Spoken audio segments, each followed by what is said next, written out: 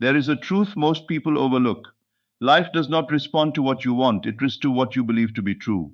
Right now, stop chasing, stop questioning, stop trying to figure out how or when. Instead, turn inward, because the entire story has always been written in your imagination first. If you assume something long enough, it begins to feel natural. And what feels natural begins to shape how you experience everything around you. So imagine this, not as a hope, not as a wish, but as a settled fact within you. The person you think about is already aligned with you in the unseen. The distance you feel is only the echo of an old assumption, and that assumption can be changed now. You are not waiting for love to arrive. You are awakening to the feeling that it is already yours. In that state, there is no anxiety, no chasing, no proving. There is only quiet certainty, because love is not something you earn. It is something you embody. The moment you shift your inner identity, your entire experience begins to reorganize around it. You start to notice peace where there was confusion.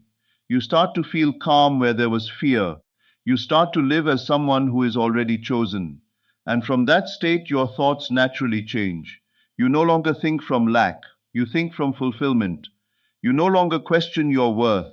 You recognize it as established. Hold this new story gently but firmly. Return to it when doubt appears, not by force but by decision, because repetition is what makes the unseen feel real within you. And when it feels real within you, it begins to feel natural without. So tonight, do not ask for love. Assume it, rest in it, let it be the atmosphere of your mind, because in the end, what you consistently occupy internally becomes the life you witness externally. Whatever you consistently assume about love and relationships becomes the foundation of your emotional experience. An assumption is not just a passing thought. It is a silent agreement you make with yourself about what is true. And over time, that inner agreement begins to shape how you interpret everything around you. If you assume that love is difficult, inconsistent, or distant, you will unconsciously filter your experiences through that belief. Even neutral situations will start to feel like proof of distance. A delayed reply becomes rejection. A quiet moment becomes disinterest. Not because reality is fixed that way, but because your assumption is doing the interpreting. But the same principle works in the opposite direction. When you assume that you are already loved, already chosen, already emotionally secure, your inner world begins to reorganize itself. You stop scanning for signs of lack and start noticing signs of stability. You respond differently, think differently, and most importantly, feel differently. And that feeling becomes the atmosphere in which your experiences unfold. Assumption is powerful because it does not require external validation. It does not wait for confirmation. It operates from within, quietly shaping your perception until your outer world begins to match your inner state. In relationships, especially with a specific person, this becomes even more significant. You are not reacting to them. You are reacting to your assumption about them. And they in turn seem to reflect the version of them that exists in your consciousness. When you assume warmth, connection, and love, you naturally embody a version of yourself that aligns with that experience. This is why effort, chasing, and overthinking often create more resistance. They are rooted in uncertainty. But assumption replaces uncertainty with inner certainty. It is not about forcing outcomes. It's about embodying the state in which the outcome is already accepted. You begin to walk, speak, and think as someone who is already emotionally fulfilled. There is a calmness in your energy because you are no longer negotiating your worth or your place. You are simply resting in the belief that love is not coming. It is already here in principle. And when you consistently live from that assumption, something subtle but powerful begins to happen. Your reactions soften, your expectations stabilize, your inner dialogue becomes supportive rather than fearful. You stop asking, "What if it doesn't happen?" and begin to naturally feel, "Of course it is unfolding." This is the turning point, when assumption stops being a technique and becomes identity. At that point, you are no longer trying to change reality. You are simply living from a different version of yourself. And as this state becomes dominant, everything around you begins to shift in response, not because you forced it, but because your inner world finally agreed on one truth. Assumption is not imagination as escape, it is imagination as creation. What you accept within becomes what you experience without. And once you truly understand this, you no longer wait for love to arrive. You recognize that you have already been living from it all along. You don't wait for love to appear, you mentally live as though it is already fulfilled. This is the shift that changes everything, moving from longing to embodiment, from desire to inner completion. Living from the end means you stop positioning yourself in state of almost or not yet, and instead step fully into the feeling of it is done. Most people approach love as something ahead of them in time. They believe it is coming but not here yet. That single delay creates separation, it creates waiting, and waiting quietly reinforces the idea that something is missing. But when you live from the end, you remove that gap entirely. There is no future version of you that finally receives love. There is only the present version of you who already has it within consciousness. To live from the end is not about ignoring reality, it is about refusing to be defined by it. It is choosing an inner state that does not depend on external confirmation. You no longer ask, "Where is it?" Instead, you settle into the feeling of fulfillment, as if the question has already been answered.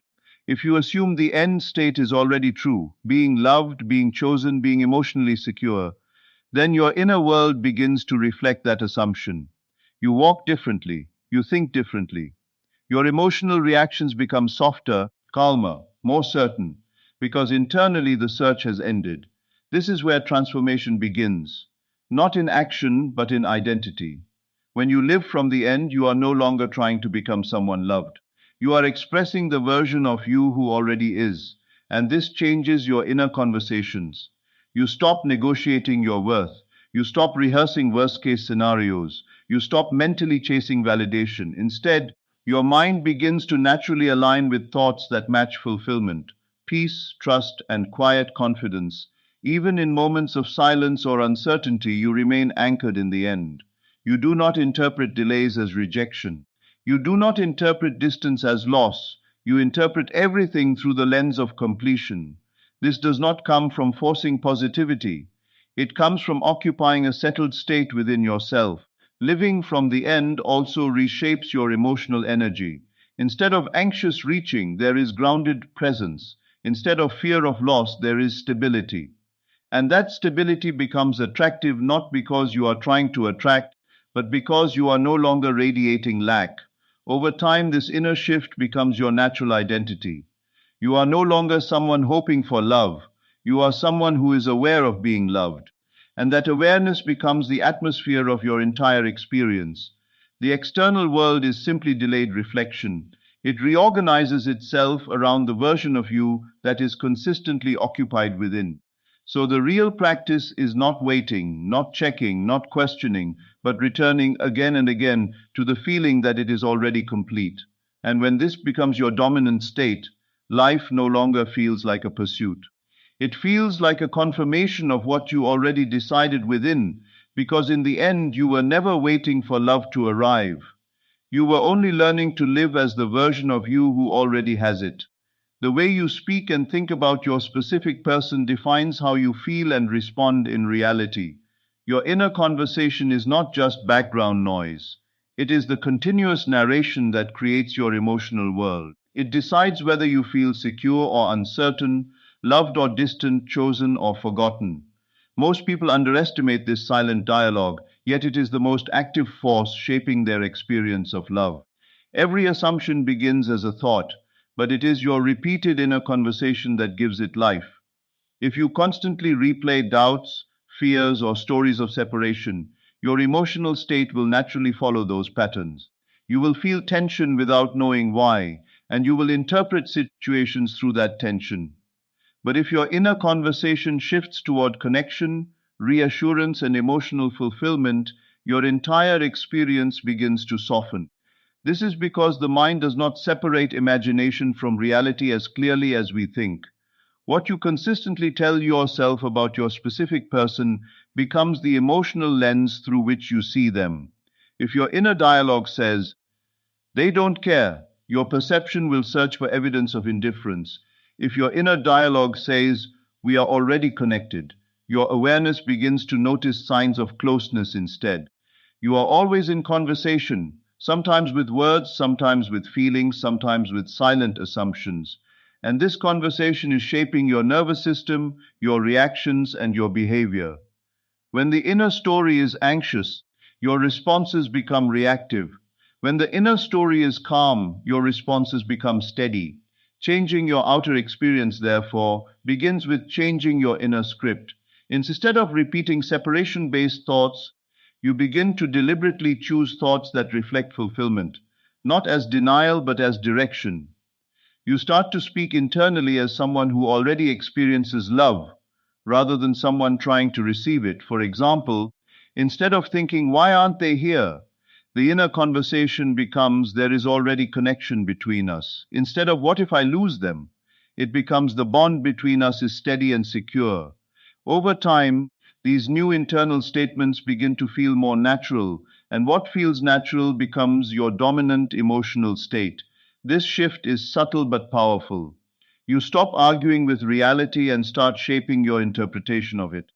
You no longer spiral into fear-driven thoughts because your inner voice is no longer feeding fear.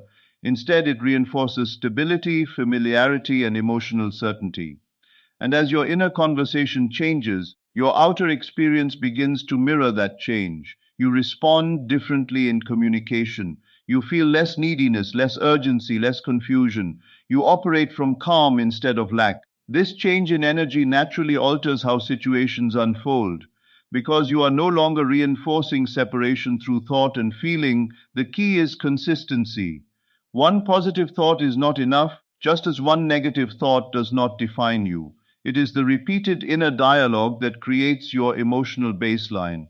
Whatever you repeatedly tell yourself becomes what you accept as true. So the transformation is not about forcing external change. It is about refining the internal conversation until it reflects the reality you want to experience. And when that inner conversation becomes steady, natural, and aligned with love, your outer world has no choice but to reflect the story you have been consistently living within yourself. The emotional state of already being loved is more powerful than any external action. What you feel internally carries more creative force than anything you do externally. Actions can be taken from fear, from hope, from desperation, or from certainty, but only the feeling behind the action determines its energetic direction. And it is that direction that shapes your experience of love. Feeling is not just emotion in the ordinary sense, it is the state of consciousness you are occupying. When you feel loved, chosen, and secure, you are not merely reacting to thoughts. You are embodying a version of yourself that already exists in fulfillment. That state becomes the foundation from which all perception arises. Most people try to create love through action. They overthink messages, analyze behavior, and seek reassurance from the outer world. But action without aligned feeling often leads to exhaustion because it is not supported by inner certainty. The real shift happens when feeling leads and action follows naturally. When you enter the feeling of already being loved, something subtle changes within you. Your mind stops searching for validation. Your body relaxes from tension. Your thoughts slow down from urgency. There is a quiet sense of "I am already held in love." And from that state, everything you perceive is filtered through calmness rather than lack. This emotional state is not dependent on the other person behaving a certain way. It is created within you. It is a decision to inhabit a version of yourself who is already emotionally fulfilled. And when you consistently return to that feeling, it begins to feel familiar, natural, and stable. The importance of feeling is that it bypasses resistance. You can argue with thoughts, but you cannot argue with a deeply embodied feeling. That is why repetition of feeling is what reshapes your internal reality. When you repeatedly feel chosen, your identity begins to shift towards someone who expects to be chosen. An identity is powerful because it dictates interpretation. The same message, the same silence, the same interaction. Everything is interpreted differently depending on your emotional state. In the state of lack, everything feels like distance. In the state of love, everything feels like connection unfolding. This is why external action alone cannot create lasting change.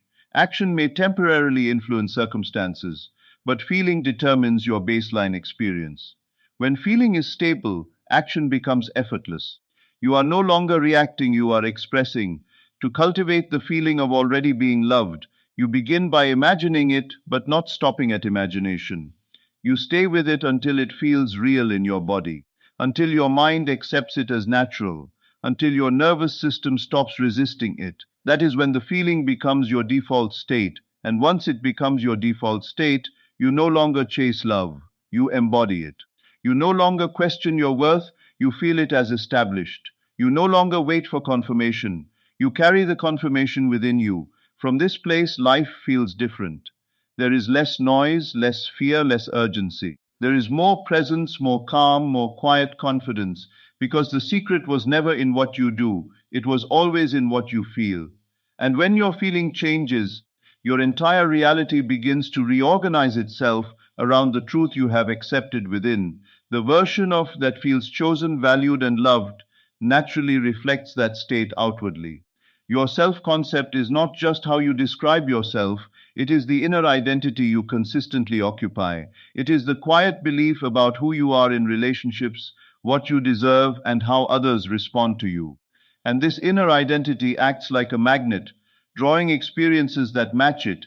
You do not attract what you want, you attract what you believe yourself to be. If your self concept is rooted in doubt, unworthiness, or emotional insecurity, your experiences will mirror that internal state, not because life is punishing you, but because your perception filters everything through that identity. You will notice rejection more easily than reassurance. You will interpret silence as distance rather than peace. But when your self concept shifts into the version of you who is already chosen, already valued, already loved, everything begins to reorganize internally. You stop questioning your place in someone's life. You stop analyzing every detail for hidden meaning. Instead, you naturally feel grounded in emotional security. This shift is not about pretending, it is about embodying a new identity from within. When you see yourself as someone who is naturally loved, your thoughts begin to reflect that identity. You think less from fear and more from certainty. Your inner dialogue becomes softer, more stable, and more aligned with emotional fulfillment. Self concept is powerful because it operates beneath conscious effort. You can try to act confident, but if your inner identity is insecure, that insecurity will still influence your behavior. That is why lasting change does not come from surface level action. It comes from identity transformation. When you truly accept yourself as chosen and valued, you no longer chase validation. You no longer need constant reassurance from external circumstances. Instead, you carry an inner knowing that you are already enough. And that knowing changes how you show up in every interaction. Your energy becomes different, not in a forced or performative way, but in a natural, effortless way. You are no longer trying to be loved. You are simply being someone who is aware of being loved. That awareness shifts your tone, your presence, and your emotional responses. And because self concept is the filter through which you experience others, your specific person begins to feel different to you as well. Not because they changed immediately, but because your perception of them has changed. You see connection where you once saw uncertainty. You feel stability where you once felt anxiety. Over time, this internal transformation becomes your dominant reality. The more you identify as someone who is chosen, the more your thoughts, reactions, and expectations align with that identity. And what is consistently aligned internally begins to express itself externally. Self concept is not a tool you use occasionally, it is the state you live from continuously. It is the silent story you tell yourself about who you are in love, and when that story changes, everything else follows. Not because you forced it, but because your entire experience finally aligned with the version of you you have become within. Repetition of the new assumption replaces old doubt and rewires your inner world. What you consistently repeat to yourself becomes more than a thought, it becomes a pathway in your consciousness. And every time you return to a new belief about love, connection, or your specific person, You weaken the old story and strengthen the new one. Charm does not happen in a single moment. It happens through persistence. The mind is built on repetition. It trusts what it hears most often. So if you have spent years repeating doubts, fears, and separation-based thoughts, those patterns feel familiar. But familiarity is not truth. It is simply repetition, and repetition can be changed. Persistence in the new story means refusing to be dominated by old thoughts even when they appear. It does not mean you never experience doubt. It means you do not give doubt authority. You notice it, but you do not build your identity around it. Instead, you gently return to the assumption that reflects the reality you choose to experience. At first, the new story may feel unfamiliar. You may not fully believe it. That is natural. The mind resists change because it prefers what it already knows. But repetition is what dissolves resistance. Every time you choose the new thought, I am loved.